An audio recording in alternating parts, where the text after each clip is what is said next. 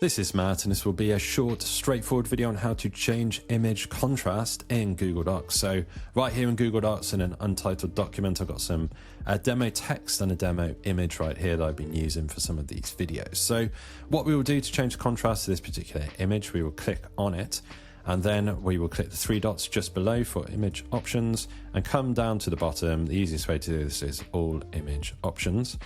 And we have this sidebar open here for image options. We will click the drop down for adjustments right here. And now with this adjustments panel, we can change opacity, brightness, or contrast, which is the subject of this video.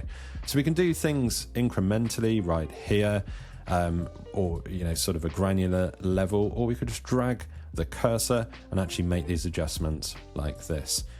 You can also enter like a percentage value if you wanted to specifically, like you knew 40% was a safe value that you wanted every time, you could do that, or you could just drag the cursor and you see that obviously the image immediately changes right here. So we're raising the contrast there, and we can lower the contrast. I mean, that's quite a cool look. If you want this kind of almost nighttime kind of almost blurred out look, you can change the contrast right here. So you can lighten the contrast and you can darken the contrast. Obviously if you go right to 100%, it starts getting crazy.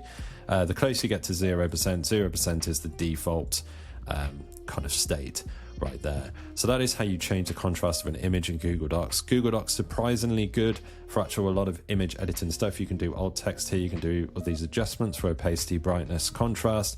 There's some coloration options, some size and rotation, and some text wrapping that you can do as well.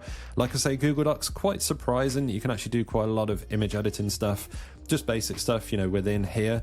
You don't have to go to necessarily Photoshop or Canva. You can actually do a lot of it here. Highlight the image, click image options, the three dots, all image options, and then you've got your contrast options right here. Hopefully you found this video on how to change the image contrast in Google Docs useful.